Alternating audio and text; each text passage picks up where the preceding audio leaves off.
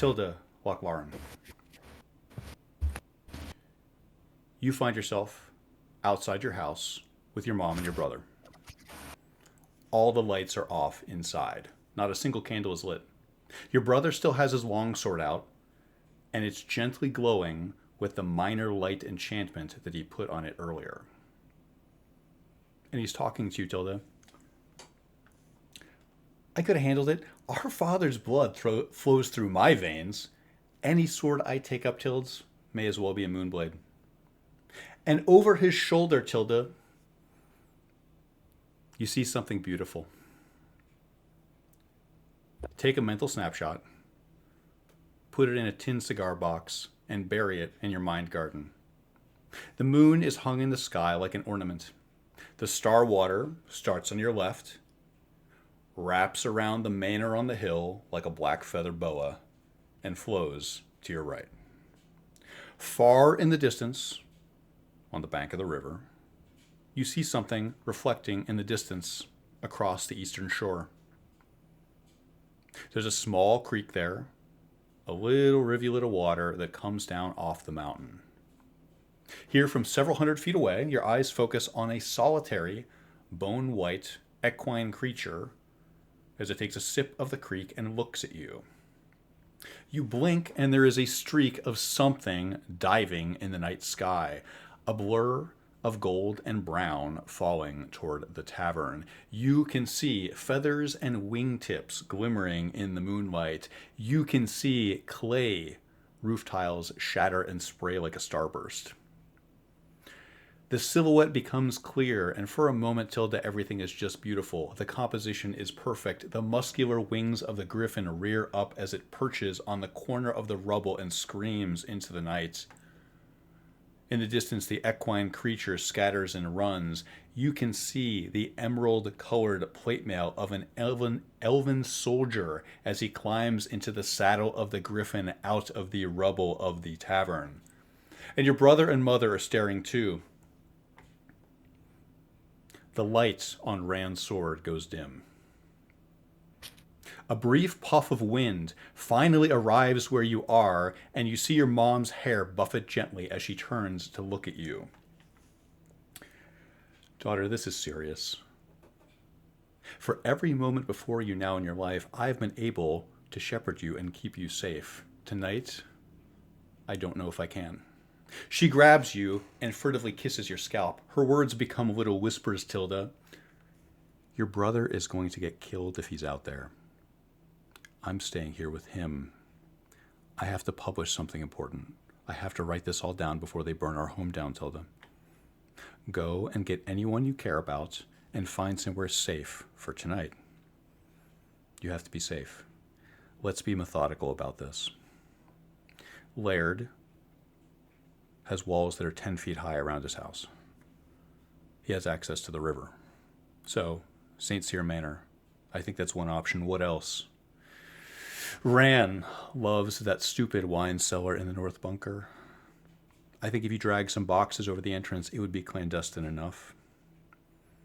You could have someone on watch and have them stomp on the trap if they see someone. I think that's a second option. For a moment, she pauses and points across the river at the cave where the spring waters originate. Mineral Springs, there's a cave there. I know Laird has a little laboratory or something there. It wouldn't surprise me if he had a safe little nook there. Noe might know if you can find her. That's 3 places that are a lot safer from here. She squishes you in a hug. You can feel her sweat. Go. Now. It's your action. Mommy, I know you hate it, but I'll message you. On any night, I think you should allow me to do this. I know you've forbidden me from using this magic, but it seems prudent.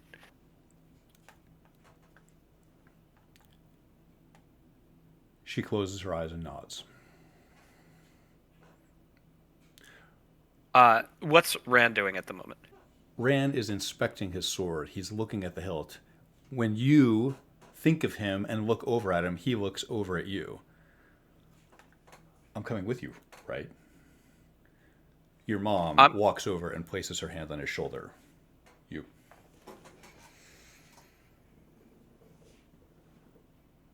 Ran.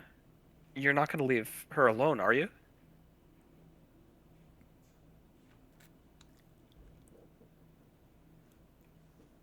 Your angle gives him pause. You see the valor drain out of his face. You hear the sound of them setting the sword down in the dirt. He leans into his mom's touch on his shoulder and looks over at her. No, I won't. We're the only family we have anymore. We're all going to make through this. Nothing bad is going to happen to us. It can't. Your mother opens her mouth as if to say something. Roll insight, DC 12 at advantage.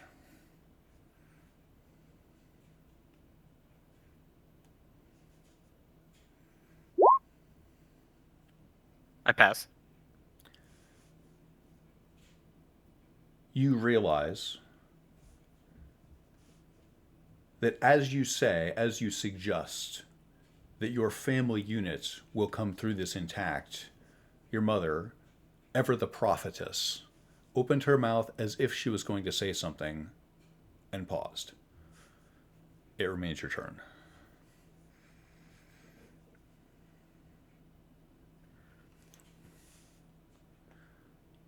I will choose to ignore that.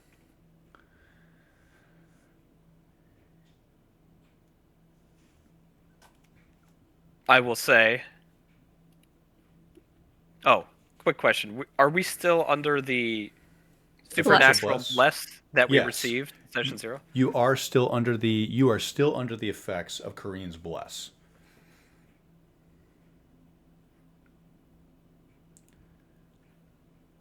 Mom, I will let you know where I am. I have to go. Message me if you must. This is okay. I have to write this down. I have to write something down. I have to get this published. It has to happen tonight. I'll start rushing past, and as I do, I will grab my brother's forearm, like a handshake, and I'll just look at him for a second with a stern face, and see what he's got. He has sentimentality as he grabs your arm and pulls you into a close hug. He claps you to his chest and squeezes. I'll return the embrace. You do so. He takes his sword out of the dirt and goes to accompany your mom. I am going to take the back path toward the tavern. The last place I saw my companions. They were headed there when they left the guard tower. I know a path that I've taken many times through the trees. Sort of little Loch Laren trail, if you will. You do. I'm going to try and be as sneaky as I can. Please roll stealth.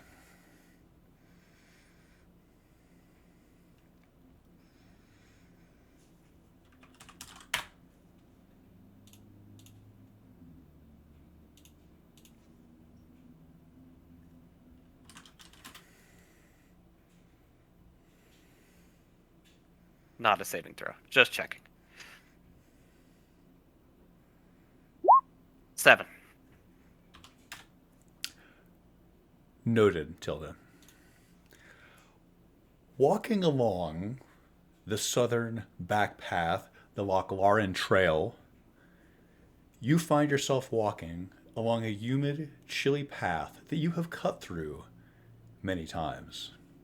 The forest is dark here, and the acoustics keep your breath close. You can hear yourself breathing, Tilda. It must be just about midnight. Happy birthday. And she couldn't be happier.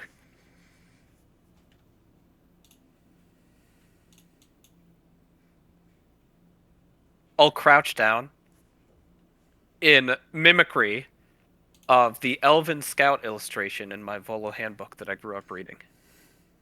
Probably an ineffective simulacrum, but nonetheless, this is what I'm doing.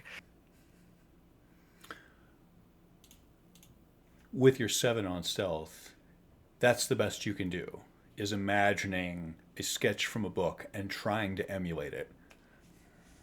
And isn't that enough?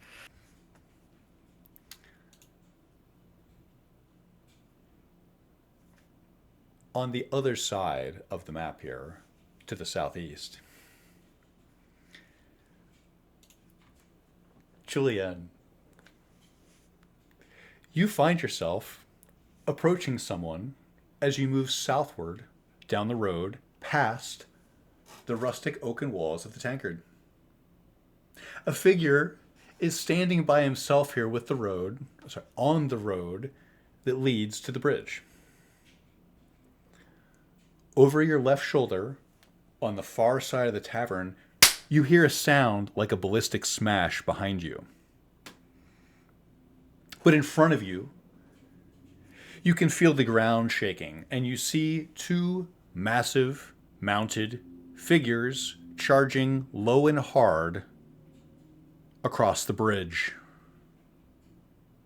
And you see something on the bridge, too, in the darkness. The riders look like they are riding draft horses with wings, and the figures on their back are clad in emerald-colored plate mail. The image sears itself to you, Julienne. The wings of the Pegasi as they flutter and help the riders glide across the bridge. The left rider has blonde hair and carefully manicured facial hair. There is a scar above his left eye, and you can see the humanity reflected in his anguished expression as he calls out, "Ya!" and tries to ignore the sound of the armor and flesh underfoot. His counterpart has mousy brown hair and a high ponytail that reminds you of your own hair color. Her hands are tugging hard on the bridle of her mount, and she is screaming a single awful note of anguish, hatred, and vengeance. They charge toward you and Laird on the road. And even though Laird is looking away, you can hear the sympathy in his voice.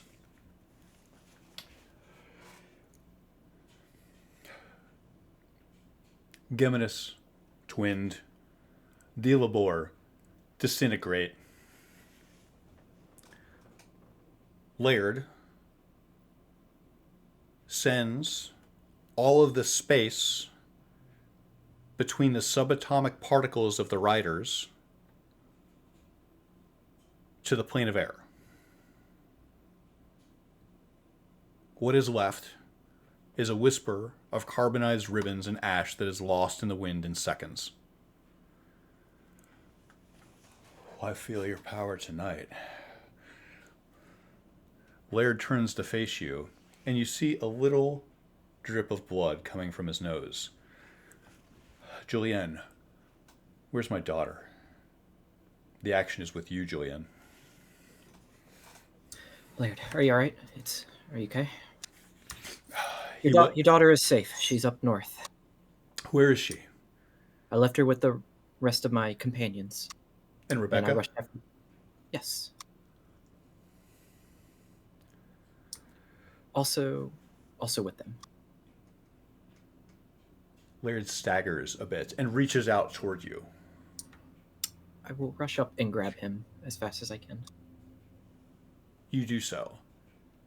His arm feels weak and his grip minimal as he tries to use one withered arm to hold onto your forearm. Magic doesn't work as well as it used to. You can't be doing what you're doing. Someone has to. There are other ways. But for now, here, take this. I'll hand him one of my healing potions I've already prepared. Maybe this will tide you over slightly. He looks a bit demeaned. Can you give it to me? Of course. I will pop up in the potion bottle and I will hold it steadily to his lips while still trying to balance him on my other arm. I will. Yes. He takes a deep swig of your potion and gasps. To the north, then? It's the only place I know of at the moment.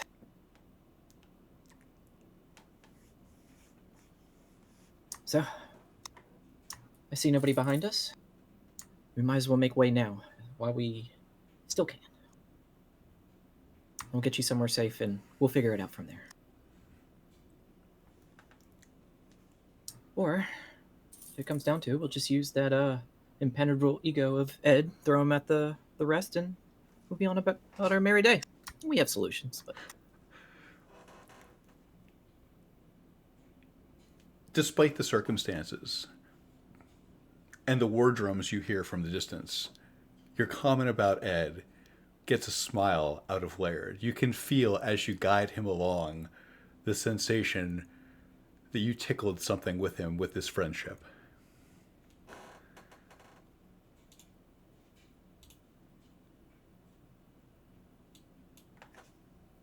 Back in the present moment,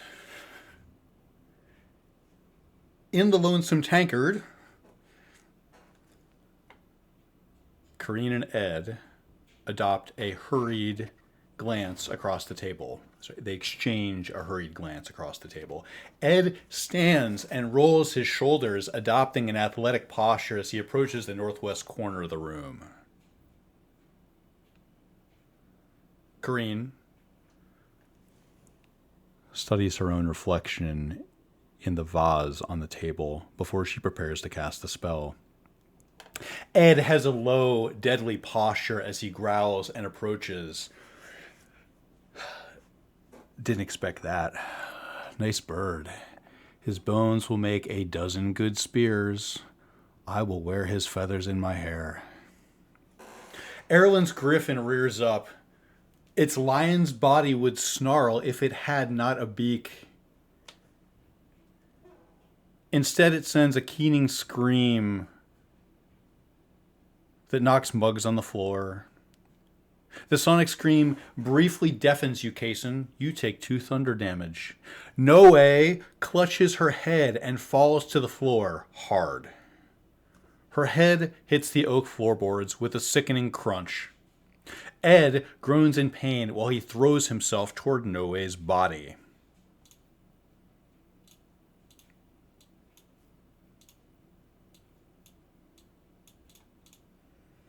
Silverware flies across the room. Mikhail hits the floor as shrapnel narrowly misses his head. And Kaysen, Sporgle, and Rain, you can see the fine spray of valuables ejected through the air. Coins from the table, fine silverware, a little leather datebook flies past your head. Candelabras made of brass and silver. And the griffin is like nothing you've ever seen before. It's a creature with a muscular feline body and 2 wings. It has a face like a giant eagle. Each wing is as long as the height of 2 Kaysens or 2 Rains, or perhaps half a dozen Sporgles. And Erlen, silhouetted now against the night sky, looking like a commander of cavalry, lets his voice boom, staring down at the St. Cyr girl. Go and get your father. Bring him here to discuss terms. Erlen looms out of his saddle over Noe, and you find yourself hoping that she is merely drifting in and out of consciousness. Ed looks down at her. as her mouth flops open and her right arm juts upward. Her arm is rigid and stiff in the air. All that's missing is her mom's rapier. Her arm twitches. She dry heaves into Ed's shoulder. Erlen gestures to the broken pillar of the tavern to his left, just a little chunk of stone. A standing stone for these ages. The elves of the west claim this land. He flashes a proud smile as his breastplate hangs loose on his chest.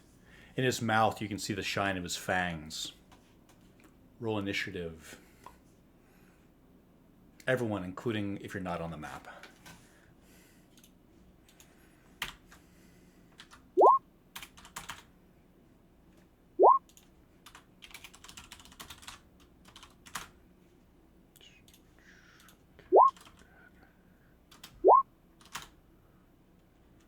Well,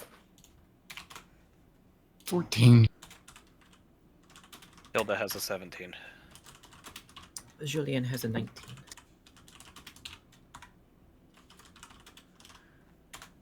Rain, can you roll off Ed for the 14?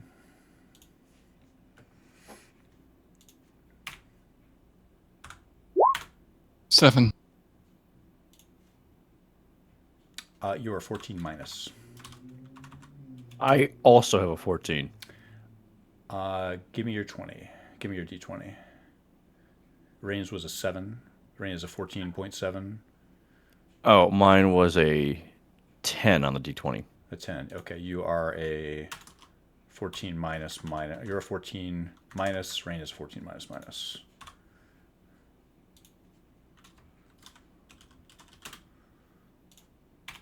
I have one more to do. One moment.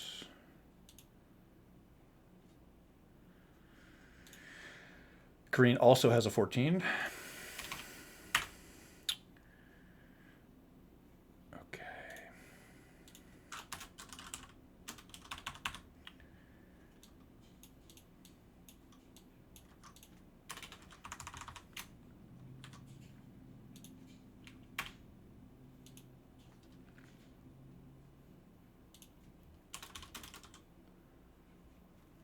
At the top of the order, outside the tavern,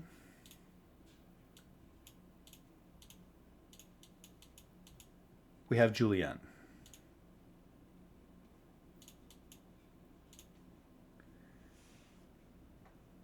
Ed is holding on to your left forearm with his withered, weak arm.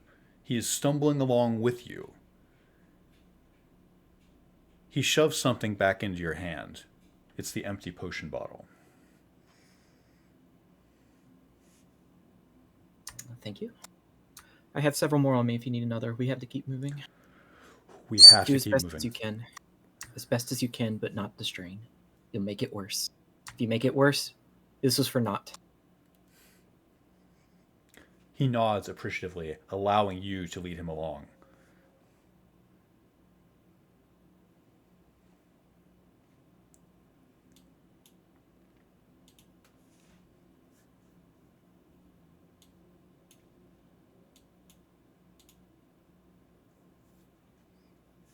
His movement is tied to yours, so he is following you. That was a 30, is that correct? Roughly, yeah. Sounds good.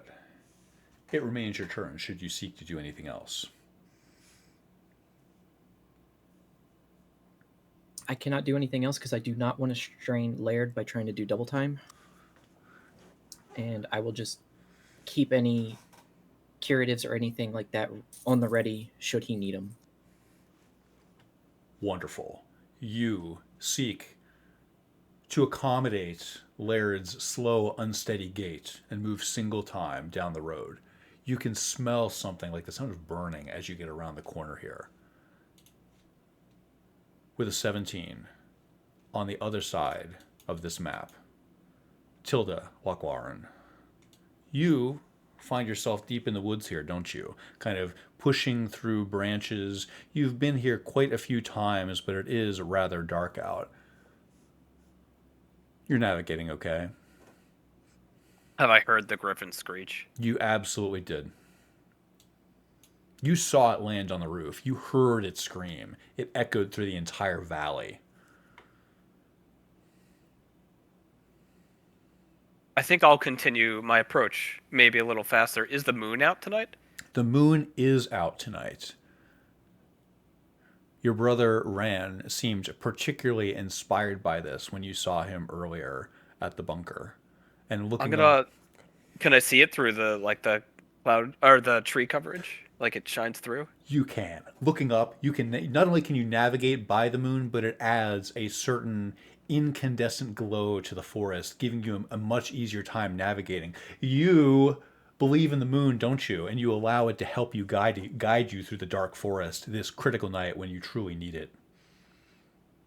I will look at Salune's guidepost and kind of sigh as I lean on it and make my way through the forest as best I can, maybe with a little more pacing.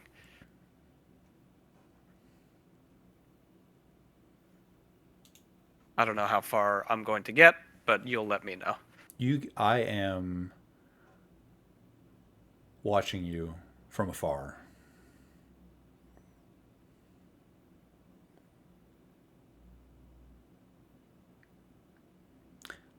I think that's about reasonable.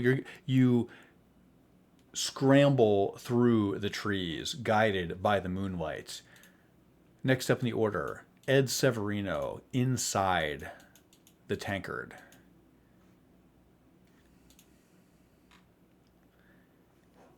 Ed picks up Noe as if she is nothing more than an owlbear feather and cradles her to his chest with a single arm. With his other arm, he points at the ground and roars. Bring me those brambles, God, grasping vine, Leontas. The floorboards smash underfoot as a great thorned vine emerges from the crawl space and throws a fine mist of dirt into the air. Ed ends his turn. Sporgle with a 14 minus.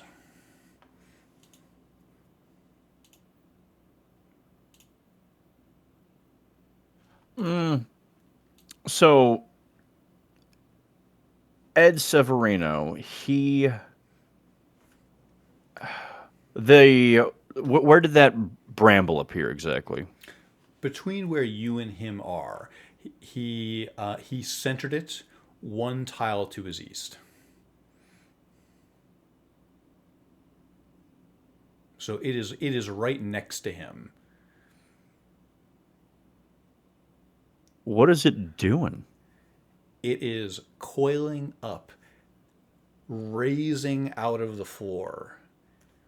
You are left wondering, what is he doing? Is there an approach you would like to take to wonder what is Ed seeking to do by summoning this vine in that area? I think some reasonable options could be nature, history, insight, intelligence. Okay. Oh, how would Sporgle try this? I want a bumper sticker that says, "What would Sporgle do?" Even though it's not my best one, I think insight is the only thing I could go for because particularly he wants to know if that is supposed to be something that's going to attack the elf or something. Like he wants to know if we're balling. Like, do we ball or do we not ball? That's what I'm looking for on this insight roll. Go ahead and roll it. You are seeking to ascertain, is this an offensive action or a defensive action? It's a 3. A 3.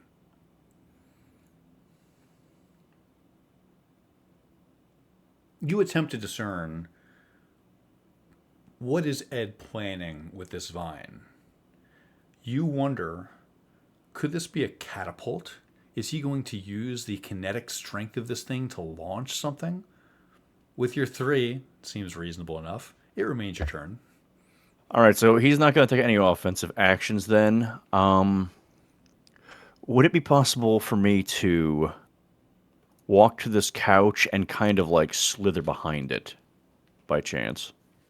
Yes, absolutely. Yes, you find yourself more than able to wedge yourself between this large, luxurious couch and the wall.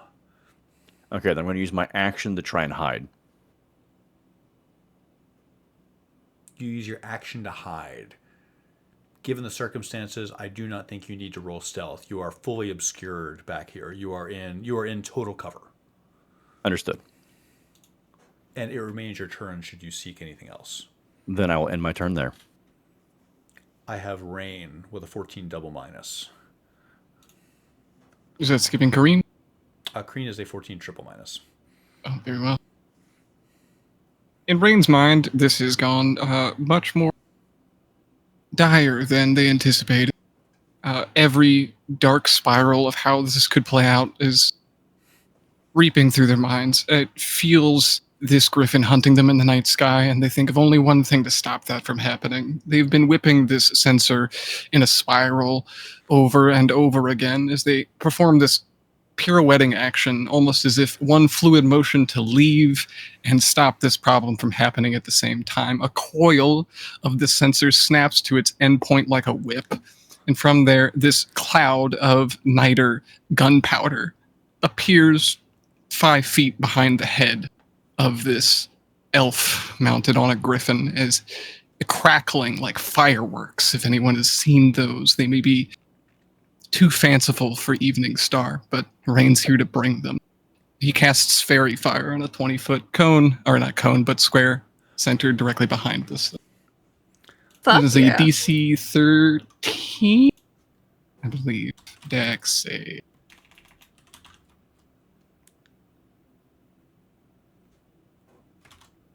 One moment. Yes, DC 13 deck. For both targets.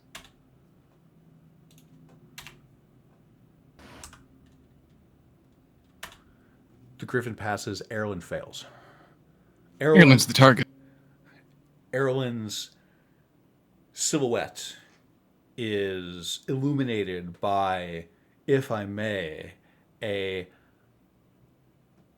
lilac and lavender color, something that feels like the distillation of the smoke that has been pouring out of your sensor. Anyone who has seen your sensor begins to notice this motif to your spells, and this power outlines Erlen's physique, giving everybody advantage on attacks against him as long as you hold the concentration.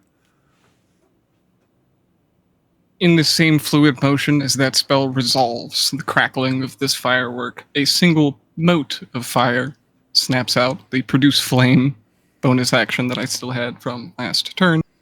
Should be targeting directly on Erlen with a +5 to advantage, correct? Yes.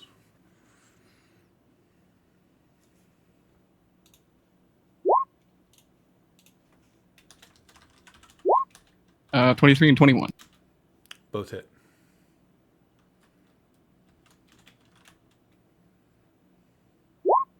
For a whole 1 damage.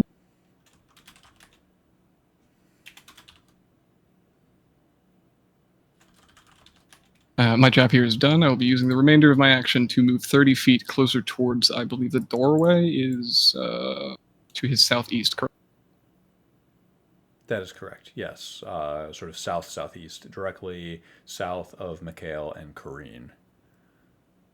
Your produce flame singes Erlen's neck where it meets his collarbone, dealing 1 fire damage. There are older things in Coralon, Elf. I know this. And my turn. You end your turn. Kareen with a 14 triple minus.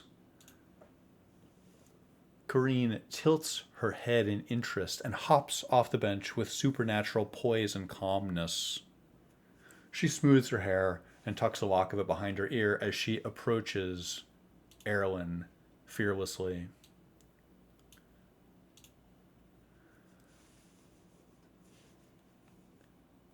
Have you seen an aboleth from up there In your journeys through the sky, has your gaze ever fallen upon a squid the size of a ship?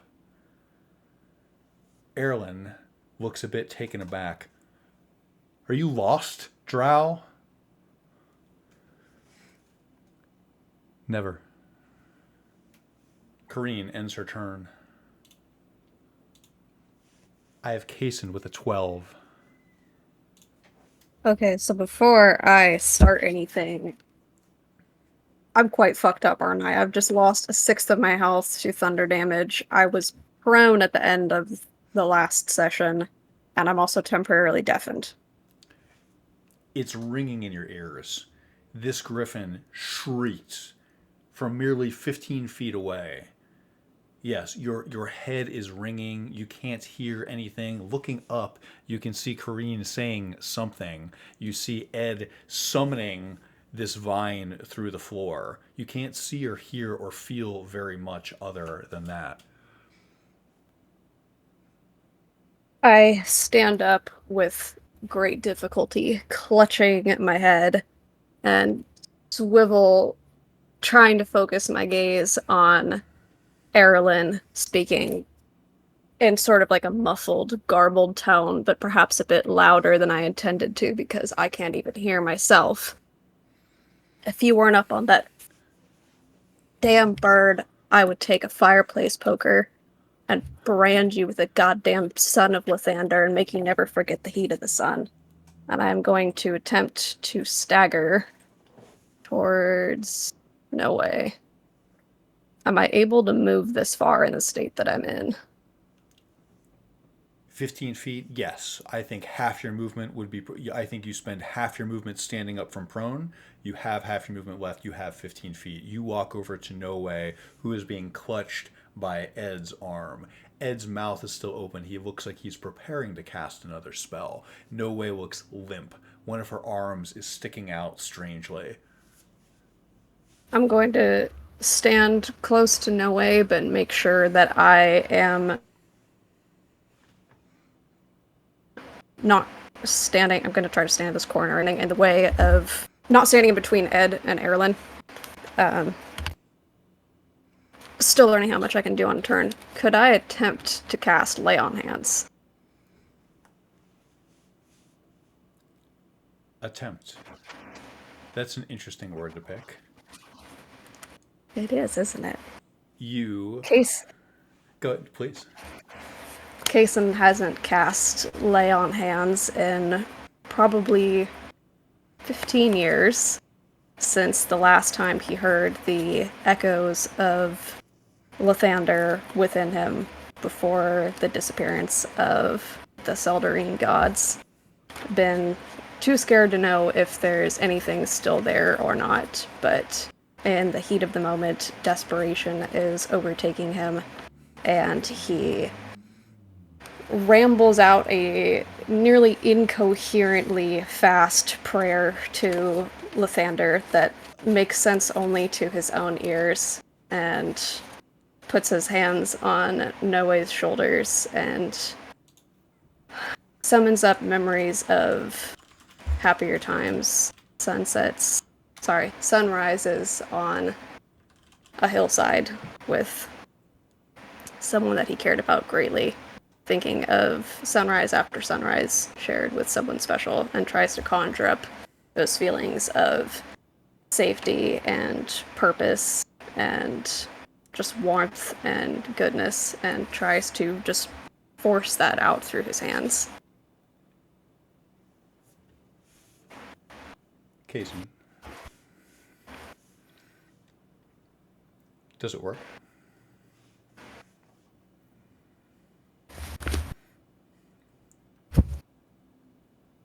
I'm the one that gets to decide that? Be bold. Does it work? He is biting his lip almost in terror, eyes squeezed shut so hard that it hurts, but even from behind closed eyelids, he can see golden light.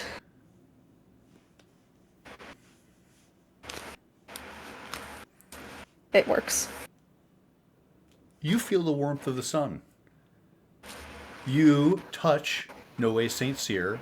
Your hand channels the warmth within you, and you feel healing power be pushed through your wrist, through your hand, through your fingers into her.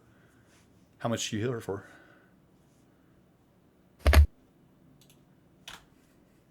I don't know. Hands open.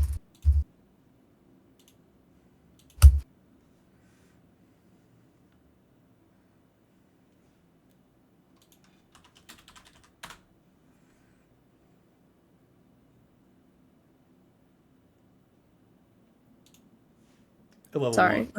looking at mechanics for this and draw power from the pool to restore. So I At- can use a total of paladin levels. At level 1, your lay on hands heals for 5 HP unless you have a modifier, which I don't think you do. So you heal her for 5 HP unless you have a coral here. Your hand touches her, warmth flows through it. No way looks better. She was battered by this fall to the floor. And you have a sense that you just healed her. How does that make you feel? I am beyond stunned and feeling like for the first time in over a decade, I am not completely directionless and purposeless and hopeless and helpless. And I am staring at my hand as if it's surely someone else's. I didn't cast this. This couldn't have been me, because that means that my god is still out there somewhere. And I just devolve into a muttering mess of thank you, thank you, thank you. In this moment, your imposter syndrome is dispelled like morning mist by the sunrise. It remains your turn if you have anything else. I think he's going to be too stunned to do much else on this turn other than just keep an eye on Noe and stay out of Ed's way.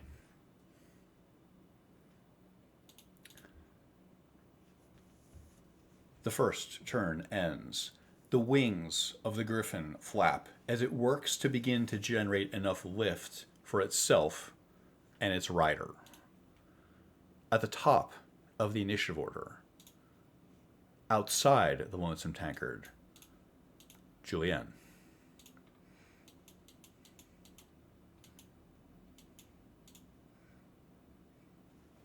You heard the sound, the keening wail of the griffin. Laird makes eye contact with you. Yeah. Sounded like a griffin. Haven't heard one in a while. So, if we can, let's keep moving. Keep on moving. He nods along with you.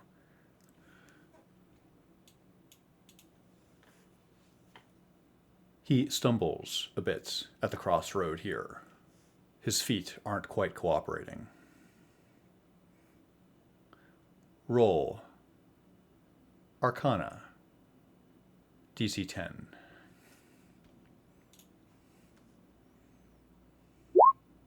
Pass. 18.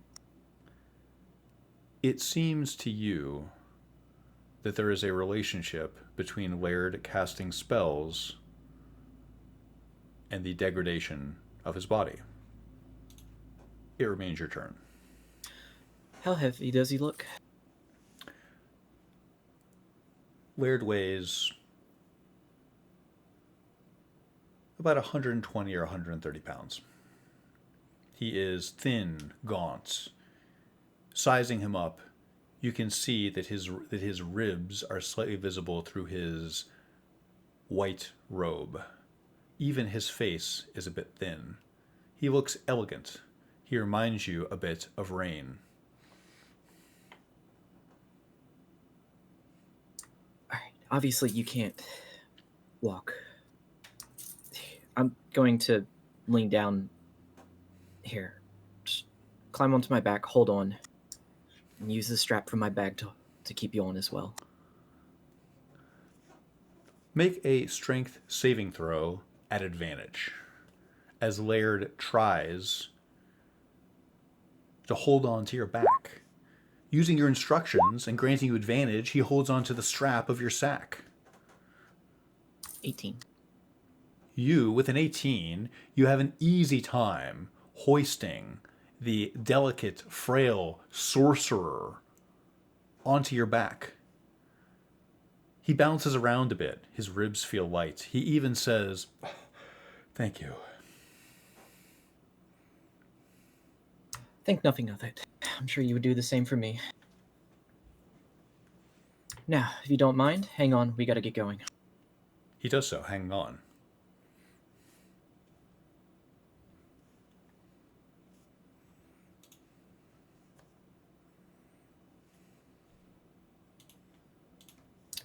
If I have another action, I would like to move. Otherwise, that'll be it. I think you still have some action economy here. You rolled very high on the strength saving throw to get Laird up there. I think we still have some velocity to this turn if you'd like to keep moving down the road, or if you have anything else you want to do with Laird. I will keep moving. And I will again reinforce to him, if anything is wrong, please immediately tell me. If you need me to stop, if you need a potion, just please say something. Do not hesitate. You feel him nodding against you, and yet, despite his affirmative gesture, you feel the unsettling feeling of blood coming from his nose that drips onto the back of your neck.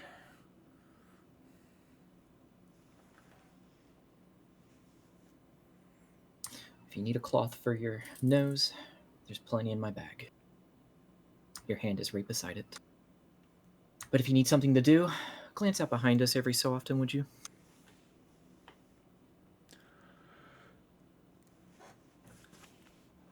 Thank you, Julian. Of course. It remains your turn. Continue to move, and then that will be it.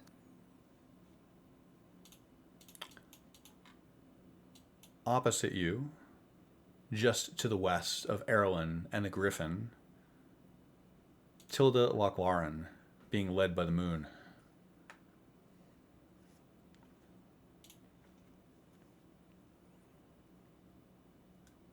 I'm making my way down the Lochlaren path.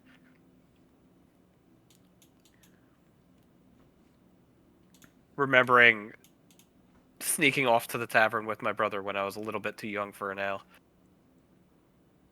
You remember getting served here at a relatively young age, and your mind processes some of these warm, pleasant memories as you get closer to the glow of the tavern.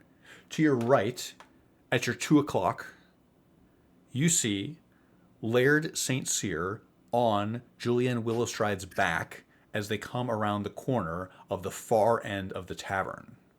Through the trees, to your 10 o'clock, Tilda, you can see the griffin that you saw in the distance. It's much closer now, and you have a sense of how massive and muscular this creature is. It is rearing up from the rubble and the downed tree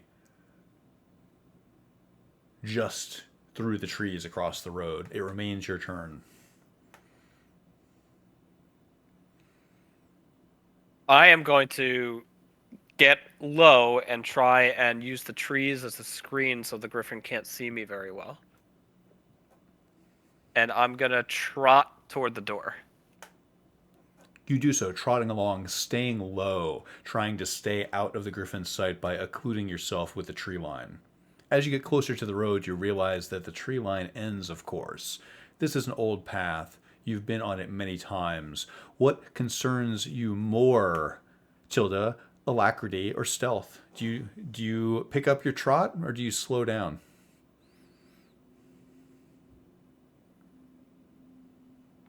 I think I would just make a break for it. I'll make it. You make a break for it. You see something unsettling as you cross the road. The griffin's right avian eye locks onto you for a second like a giant lizard. It looks like it's still getting ready to take off, but certainly it noticed you. One moment Tilda.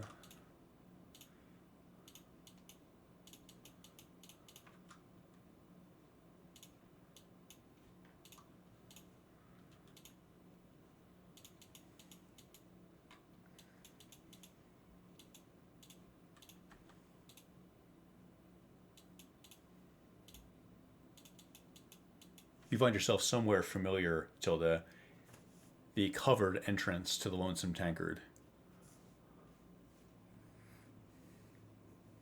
And I think you're just about out of movement, but you can survey the scene, pontificate anything else that interests you with the remaining bit of your turn.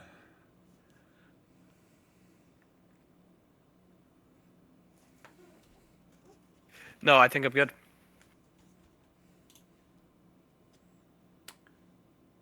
Here inside the tavern, with a 14 plus, Ed Severino.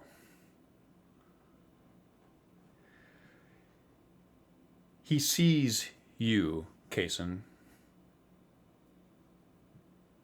His eyes lock on yours as you lay on hands his best friend's daughter that he is holding in his arm. Not 5 minutes ago, he was holding a dagger to your neck. And you watch the pendulum swing in his head in this long moment where you and him are locking eyes. You see something changing. Ed still holds Noe to his chest, and he approaches the vine that he summoned, and he allows this massive spined green thing to wrap around his torso and legs, and the thorns dig into his flesh like giant thumbtacks. Oh, Vanya, transport via plants. Poplar tree at the crest of the river, the farthest northeast tree in town overlooking the river. Vanya, let's go. And the vine moves with the alacrity of a carnivorous plant, making its move to shut, as it tugs Ed and Noe down into the earth as Ed ends his turn with transport via plants.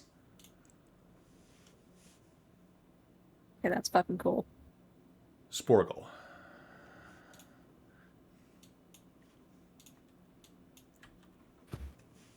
We ball, right? All right, so Sporgle will let's see, yeah, that's enough. Move up on top of this sofa right here, or this little recliner, whatever it is. This chair, if you will. He'll stand up in it and use its height to allow him to see over the bar. So he can have a shot at that elf. You do so, clambering up in this soft, luxurious chair. You can lean over the top and get a great angle with your short bow, using the top of the chair to stabilize your hand as you line up a shot across the bar. With the high ground that you just created for yourself, you have a clear shot. Excellent.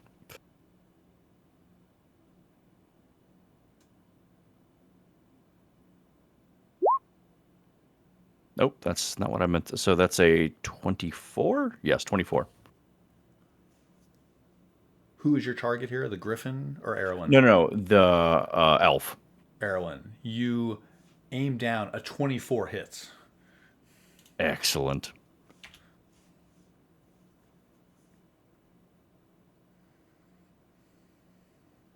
I think short bow is 1d6, I'm pretty sure. That is correct. But we've got sneak attack on that, so let's go 2d6. For 9 whole damages. Sporgle's going to get that goddamn hat. Your goblin arrow flies through the air in a perfect angle. There is little wind resistance here. There's no wind at all, and this thing is on target. The barbs on your arrowhead are enough to penetrate and rip through the leather that is holding up his armor. You watch as the arrow sinks in just below his collarbone, pinning the leather strap to his flesh. Blood splats behind him from the exit wound.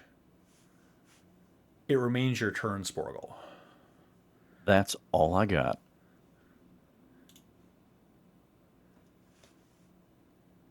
Rain. A lot more confident now, seeing that Noe has escaped through very sylvan means.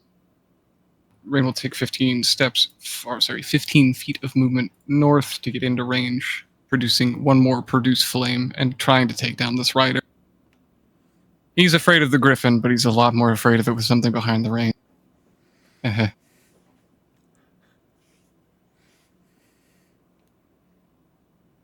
can't seem to move my token. There we go. I'm sorry.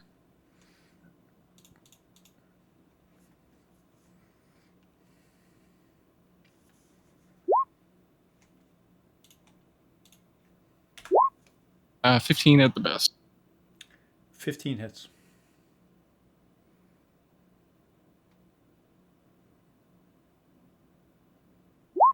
For a full 8 damage this time, it'll evens out. You. What do you set on fire? Let me know if you like a description of his affect or what's on him. Probably aiming somewhere chest level. Trying to reinforce this rib wound that he had. Center mass. Yeah. Right for the chest. You aim for the same thing Sporgle did, which is exposed bits that his breastplate is not covering due to its damage. You cause a fiery contusion, a bruise from the force of your fire that spreads into a horrific burn. You can smell it across the tavern. It's horrible. Erlen gasps in pain, and he locks eyes with you. You have a sense of betrayal. It remains your turn, Raiden. Their intent initially was to keep dancing in and out of range, but as they lock eyes, he'll stand firm, plant both feet, and begin to keep swinging this thing back and forth. You do so. You plant your feet defiantly, seeing Erlen stare you down. I'll end my turn. Kareen. Kareen takes a step closer to Erlen. She paints an invisible line down her nose. True seeing, Ultrine, my queen. A brief spectral visage covers her face, giving her 8 eyes as she casts True Seeing. With her bonus action, she says, Shield of Faith. She taps her adamantine breastplate. It shimmers with umbral power. And she ends her turn. Kaysen. Kaysen's mood has definitely shifted back and forth quite a few times in the last few minutes. Whereas after he successfully cast Lay on Hands, was crying just tears of joy and relief. There were so many times in the last 15 years that he'd been injured and had never used it. And just this intense feeling of relief and giddiness casting it on a stranger. And now that Ed and Noe have been sucked under, he's sort of trying to reorient himself, turning towards Erlen with the intent to prepare some kind of attack, and is a bit thrown off by the sudden smell of burning flesh, and definitely freezes for a significant amount of time. Closes his eyes for a moment and tries to focus more on the smell of the sensor on the other side of the room, rather than the burning flesh. But he's clearly not performing at his best at this moment. I don't have any ranged weapon. Is any of this wood over here on the ground? Is anything else in the tavern burning, or is it just centered around Ryder and Griffin? Has the tavern caught on fire? Multiple things. One, you do find solace in the smell of the censer rather than the multiple fire spells that have been cast in Erlen. Looking around, you discern two things, Kason. One, the tavern's not on fire yet, but some candles have been knocked over. And you know full well that sometimes a massive incendiary explosion can start from the smallest of things. It can be dangerous to have fire in any enclosed space.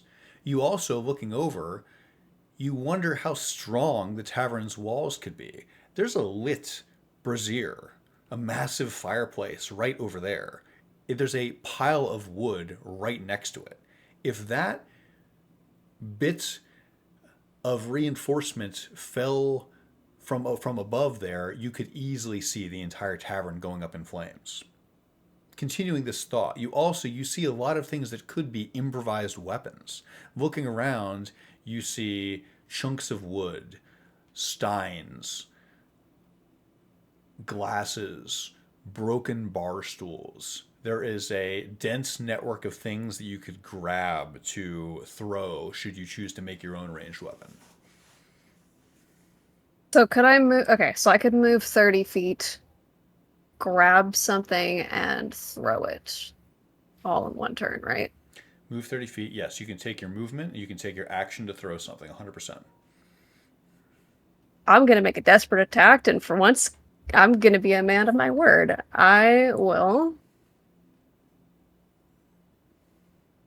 staggering run over to this fireplace. I'm going to... As you walk Grab- past, Kareen Oh god, Raid. runs a single finger across your cheek as you run past. It remains your turn. Well, that's at least distracting me from what's going on in my own head. I'm going to grab a fireplace poker and attempt to right myself enough to launch it at this arrogant bastard on his griffin. So I guess improvised thrown weapon. I don't know the stats for that. Roll, let's see, a fireplace poker. Let's unwind this. I would say this probably most closely resembles a crude javelin. Javelin? Almost, exactly. One brain cell.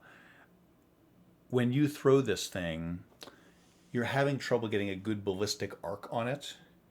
So let's roll me a straight d20. Don't add your proficiency bonus.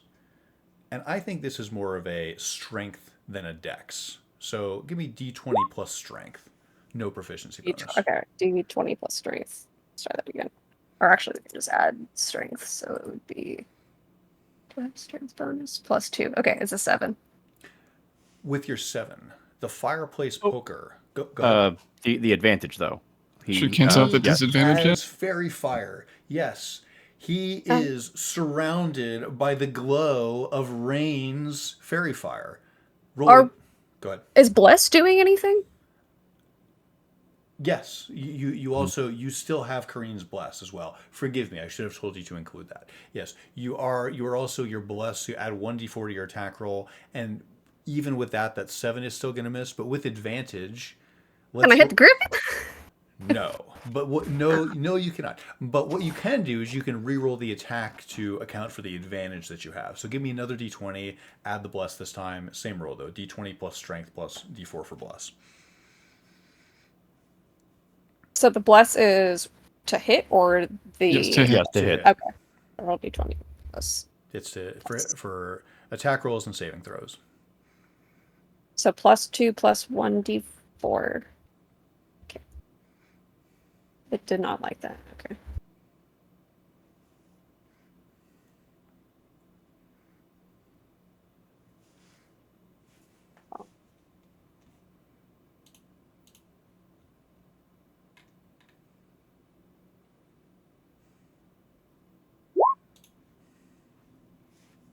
It was a 7 again. Your fireplace poker. Your anger is not enough to carry it accurately. Erlen watches as it sails through the air and lands in the rubble. Despite the fact that you missed, you made true on a threat. You told him that you were going to sear him with a fireplace poker, didn't you? And certainly, even if you didn't connect,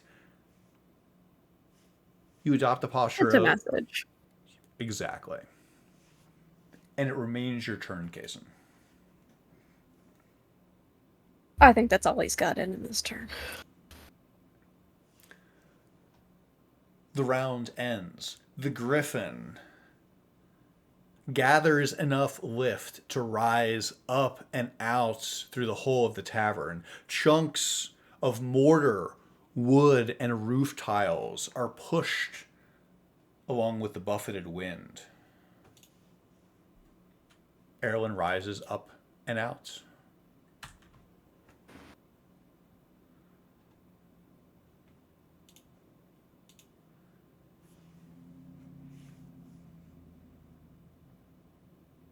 And we're off initiative order.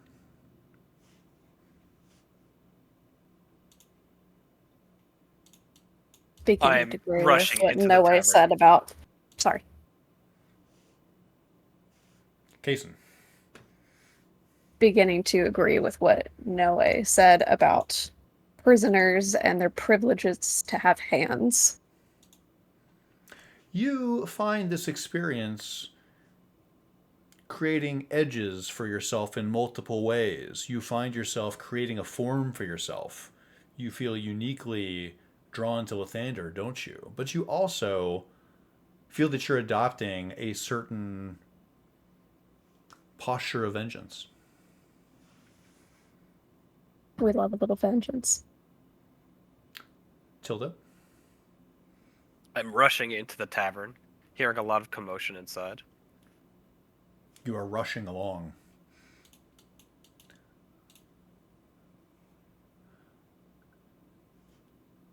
I'm going to... You know how people ceremoniously open the door with their shoulder, even though they could just, turn the handle and apply a little force with their hand? I'm going to try and do that with the front door. Maybe to get it open a quarter second faster. You do so. No check required. Breaking in to the front door here, you see quite the scene. You have been to the Lonesome Tankard many times. It now no longer has a northwest wall. Julienne, may I attach you and Laird to this map and have you coming here into the Lonesome Tankard? Laird clutches to you as you lead him through the archway here. Real quick. I noticed Mikhail hasn't moved in a while. Is he injured in any way? He is What does he look like? He is looking over the table with a sense of terror. He looks extremely upset, but also shell-shocked. He is merely a tavern owner. He just saw a griffin land and destroy a corner of his tavern. He's breathing quickly. Okay.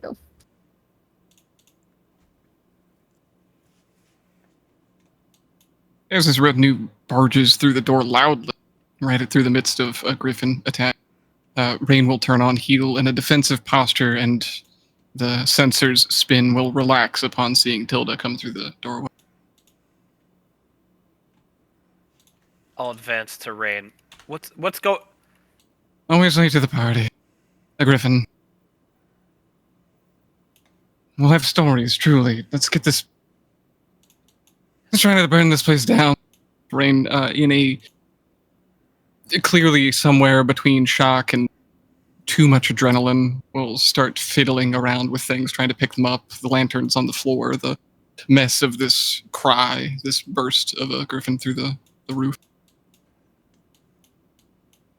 Where's No Way?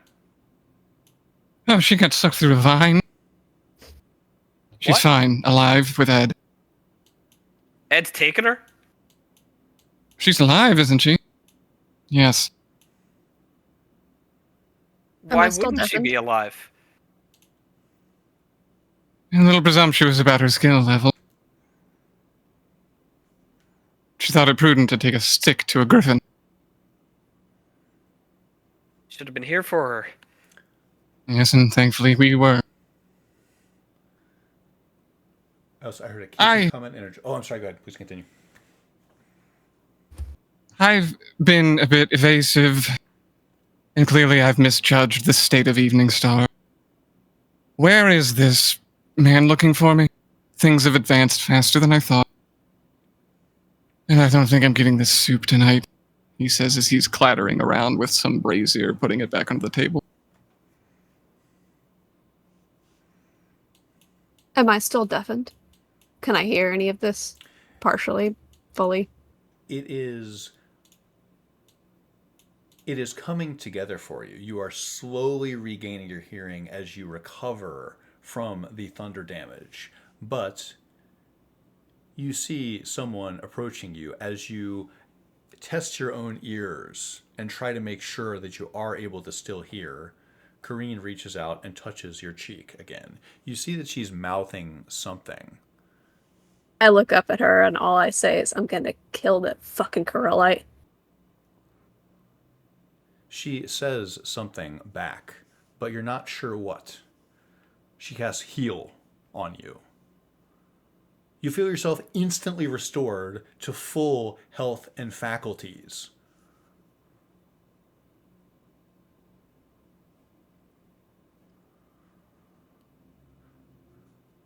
Sick. She doesn't break a sweat.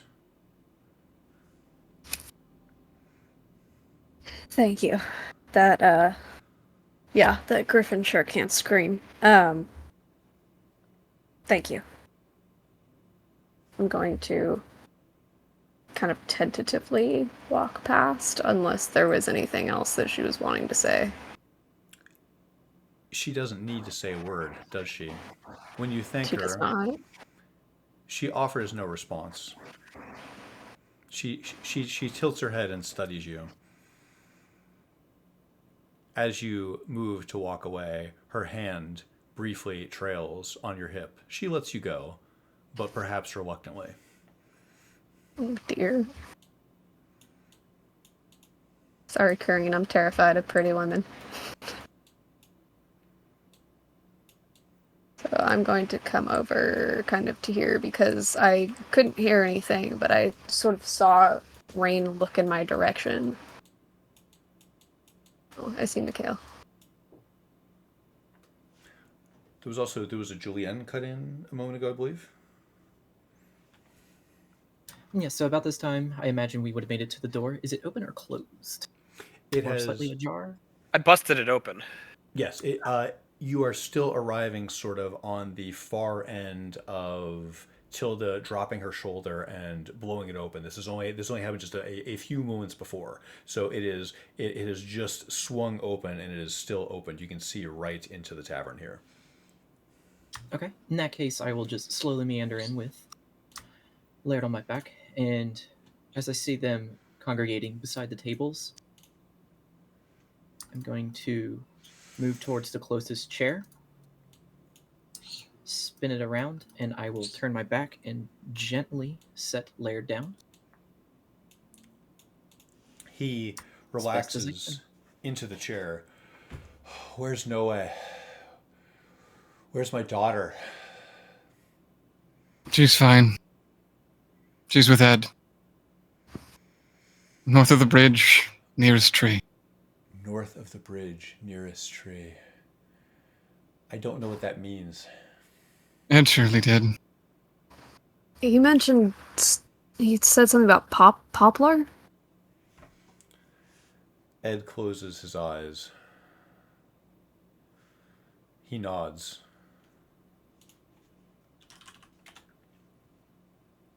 We should probably make sure everyone is accounted for. The bartender was looking for someone. His brother?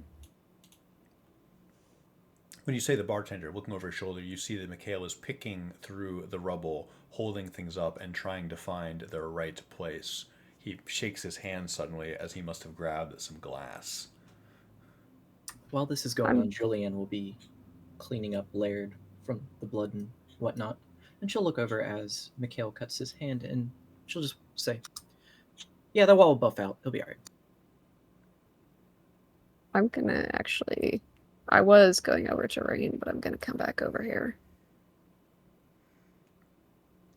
You see Kareen investigating the rubble.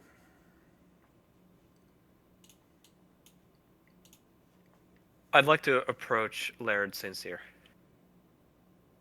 You do so.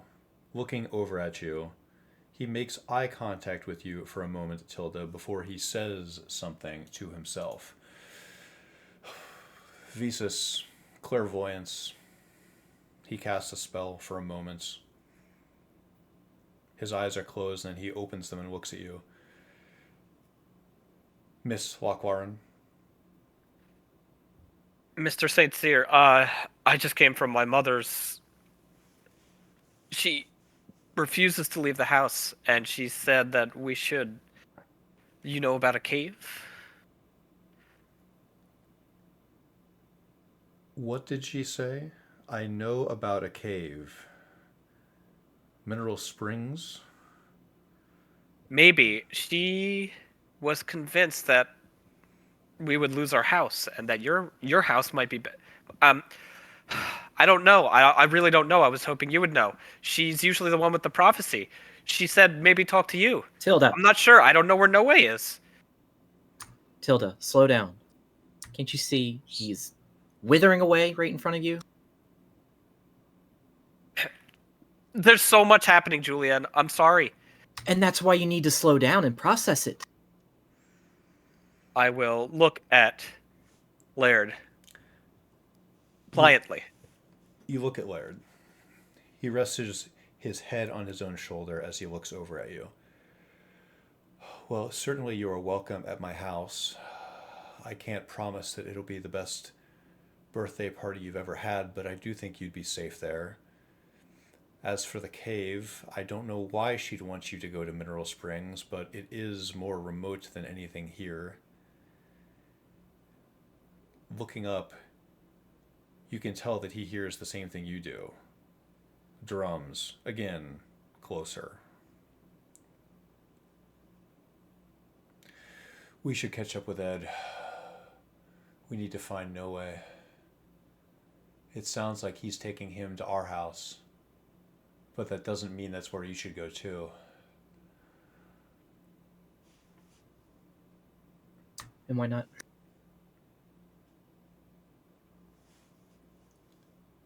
I don't know why these elves are here, but I would imagine it'll be the first place that they look. Maybe they heard of Ed's shining personality towards them and they just kind of wanted to take in the scene. What is Sporgle doing? So I imagine as things are winding down, everyone seems to be in areas that are not the bar. Sporgle couldn't help but notice, and he sneaks back there, grabs another bottle of mead. You do so. You take an unattended bottle of mead. It is dark brown glass and wrapped in rattan. It has writing on it that means nothing to you. The smell of pleasant, fermented wheat wafts from within. He's just going to store it for now. Mikhail is far too busy to notice you filching things behind the bar. You see he is going through the tavern that remains to be his life's work. That's all he does. That's all he takes.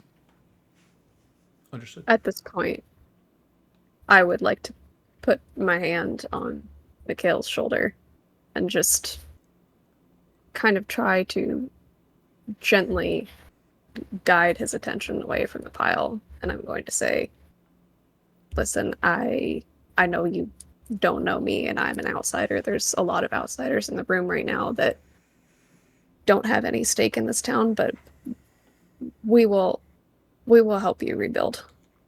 We are going to survive this night, and we're going to get through this, and we will find a way to help put everything back together. But we can't, fix this by picking through the rubble. Let's do a proper rebuilding party at some point. For now, I am going to go try to round everyone up. I'm going to go try to find your brother. When the drow put her hand on me, I feel like it refreshed my memories, just made my mind clearer. And the woman that was walking down the road earlier, Madame Osborne, I think it was, she mentioned something about him being to the far border of the town. So I'm going to go north, whether or not anyone else is coming with me, and I'm going to go try to find him. Stay here and be safe. Or follow the others. When you talk about rebuilding the tavern, he is holding up two pieces of wood that are forever broken, mismatched. You can't possibly put them back together. And when you mention his brother, he goes to say something as if he's about to say the same thing, as if, please find my brother, but you have already promised him that you'll do the one thing that he really wants. The tavern is just stuff, but his brother means something far more to him. When you say this, he drops the pieces of wood and gives you a warm, brief, impulsive hug. He squeezes you and says, please find him. His name is Andre. He looks like me, but he has a beard. I nod and embrace him back and try to just sort of gently coax him to go sit down or just kind of pair off with someone, and I'm going to come back over towards this group. You do so. Rain has been sitting on the table, his eye closed, the prosthetic can't. In so far as his eyesight is much worse than it used to be, it could have been a trick. But when he saw Arlen above that griffin, he saw fangs. And this unsettles him. You did. You absolutely, beyond a shadow of a doubt, when you saw him open his mouth and grin, the light reflected off of his fangs. Unmistakable. Tilda, if I know anything of your mother, she's the brightest one in this town. A little stiff at times, but she's smart. If 50,000 Knights of Ulcineraut are marching on this farming village, Manor St. Cyr is not going to stand. 50,000? If you're to trust the man on the griffin, yes, 50,000. Knights of Mithranor come to reclaim their land. The Volo guide said that Mithranor only had 7,000 elves in it. And yet we've spawned so many more in the time between those standing stones. That's more than the population of elves in the entirety of Cormyr. 50,000. I wonder how many outsiders they've gotten to come with them. Well, if I've any mistake on the word, they were his, not mine. In any case, Manor St. Cyr will not stand to an army that big. We gather Noe, Ed, anyone else we can find, and take refuge in this cave. I think that's the smartest option. We let know. We gather everyone from the rubble. Many forces are moving on Evening Star. This is harvest season. They've come to claim at the Sayers.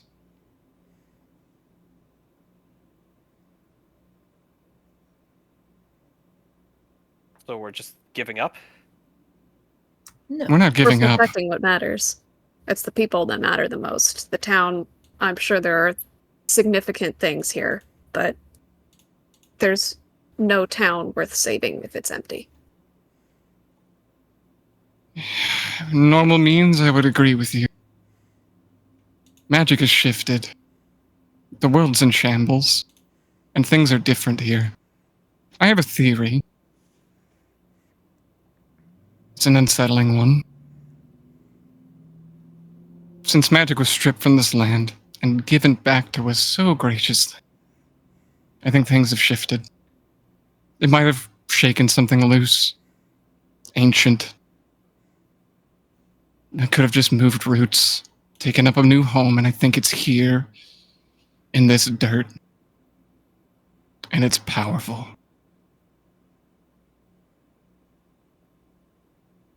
If they kill everyone that comes here, I don't think it would be a loss to them.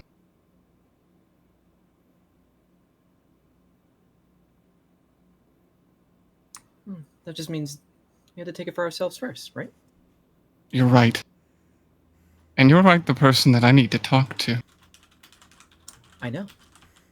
I need a lot of alchemical supplies and very fast. You have a place here, yes? You know I do. Good. I'm going to need nearly all of your stockpile of fertilizer. Tonight. Do you want it on your tab? Believe me, if we get what we're here for, I could pay you thousands. You can live in Waterdeep in the tallest fucking tower you chose. Say no more?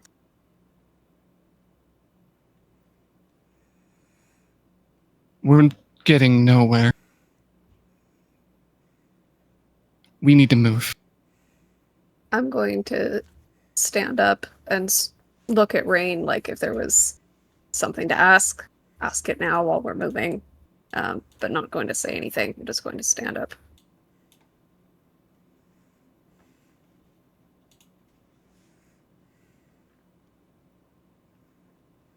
Rain pops down from the table, looks back over his shoulder to what I assume to be a very libacious Sporgle.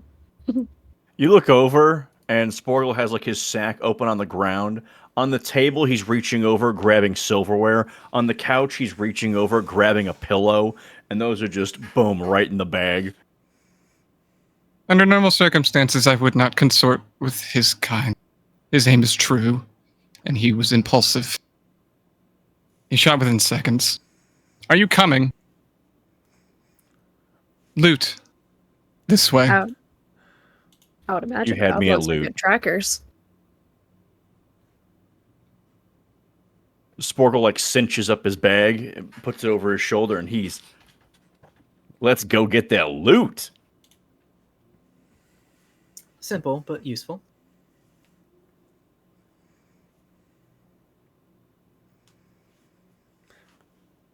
Reindeer, do you have anything for Laird here? Perhaps something for stamina of the sorts? The healing potions I prepared can only do so much, and he's withering away. Laird is trying uneasily to stand up. If you try and stand up right now, I will kill you myself. Remember, the towers of Waterdeep don't have the hardest locks. Rain will give it once over to the Saint Cyr.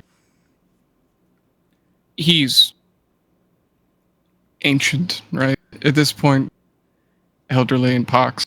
He's frail more than anything. Mm. Julian was able to carry him, so...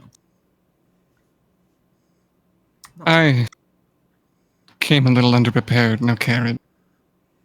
I don't think I have anything to sate his wounds, but I have this to calm him down.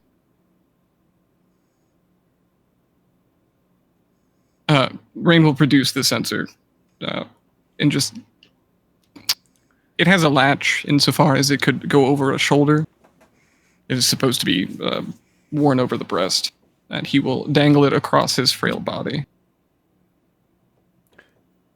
You do so.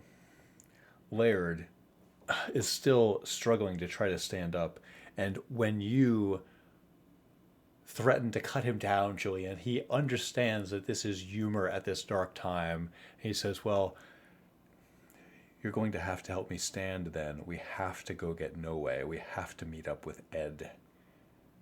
Yes, and you need to learn some patience so I can finish these bandages. He sighs and looks down. Unless you want to slip on more of your own blood. Be my guest. He keeps his eyes closed and does his best to summon patience as he exhales.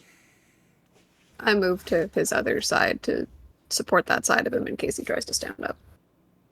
You do so.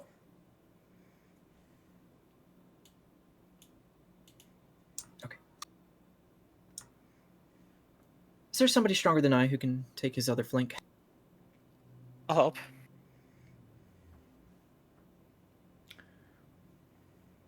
Okay.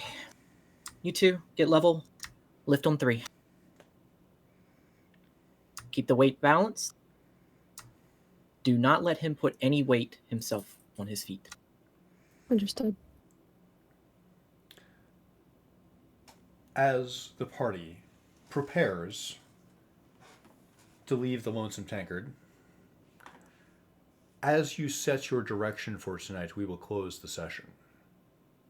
It is thus that I would like you to describe to me, all of you, where you're going, where you might stop on the way, and what your affect will be as you go there. How will you carry yourself? Take a moment and discuss it in or out of character, either on the table or over it. When I came in here, that griffin saw me. We have to stick to the trees. I think the cave is the best decision. Yes, it saw you, but not some of us. Where is this cave more specifically? I don't know. My mother said that Mr. St. Cyr would know. She's talking about Mineral Springs. You've probably never thought about it, Tilda. It's not very important most of the time. It's just a small limestone cave to the east of town. The water that comes from there is very clear, but until recently the star water hasn't been bad enough for this to matter. It's little more than a nook. I would say that if should you approach it, you'll want to be careful and stay away from any lower parts of the cave that I fear are unexplored. I don't know what dangers are down below. Should you camp inside the cave there in Mineral Springs, remain somewhere shallow for your own sake. But I think first, take me to my home. Show me to my daughter. If an aboleth were in town, would it possibly What? take up residence in a cave? Kareen cranes her neck from across the room. What did you just say? Yeah, If what you exactly were an- did you say? If you were an aboleth, wouldn't you be in a cave? They're from the Underdark, aren't they? They're from the Blind Eternities, I thought. There sure are a lot of them in the Underdark. If I was an aboleth, I would think I would want to be somewhere that at least had a similar biome to home. I heard you talking about it earlier. Kareen is locked on you. She doesn't Just a say thought. she doesn't say a word, but she is listening to every word that you're saying. As soon as your sentence ends, her amethyst eyes trace over to Laird, and she waits for him to respond. You wonder if you've put Laird in a bit of a position here.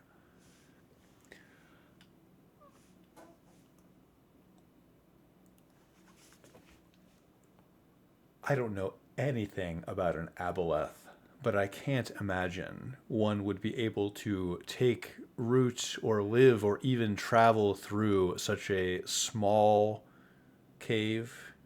This is something that what you're imagining may not be what you get. This is more shallow and winding. It's more like dense caves. Imagine a mass of noodles. It's more like that than a large open lake or anything like that. Kareen, please don't look at me like that.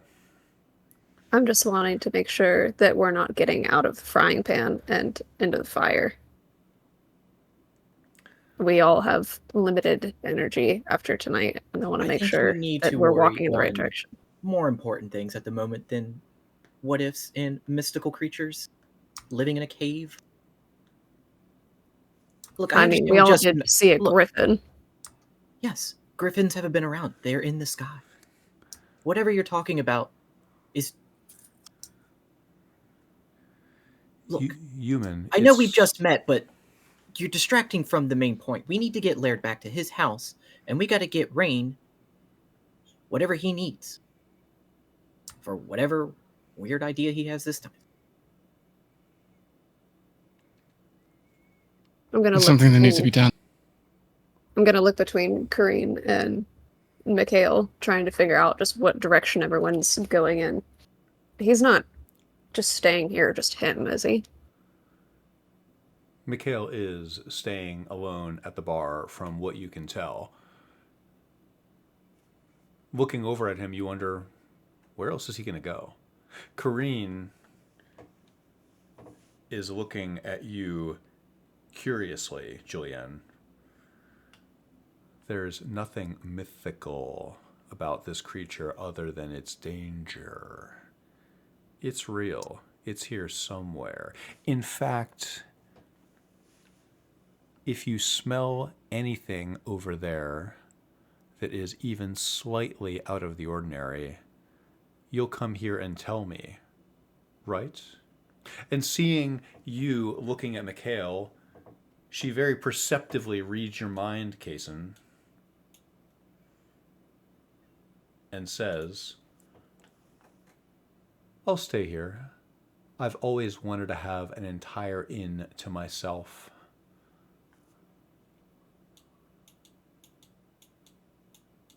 Well, look after the place for us.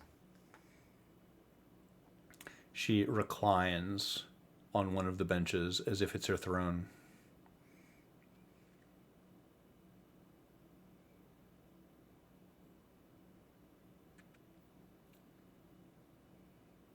Mr. St. Cyr, can you explain to us where to find this cave?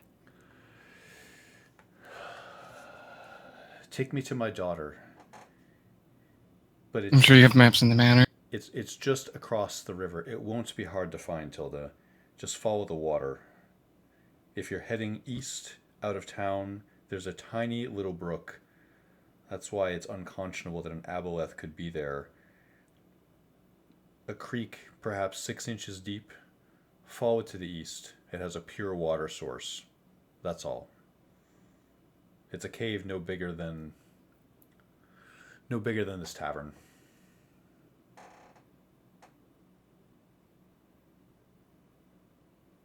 Perhaps even smaller, he says, looking around. But come, please take me. I appreciate all of your help and hospitality thus far, but I wish to see no way, or sin away. I'm gonna look at Kaysen and say, where did you say she was? Look at Rain also. Something about the North Tower? No towers. Across the bridge, a poplar. I think the words were mixed. There's a lot going on. If it's your inclination that she's taking them back to the manor, then I think we should look there first. North, then east. Skirt the edges of town. Avoid a war band. And lay low. My light is probably snuffed out by now. If a griffin's in the air, your eyes saw it. Mine certainly didn't.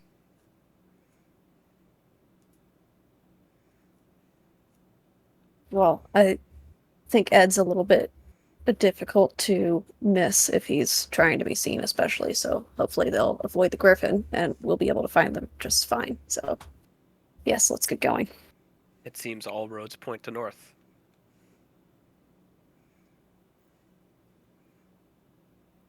Let's go. I will hoist my shoulder into Laird and pick him up. You do so. I do the same. Final thoughts or changes?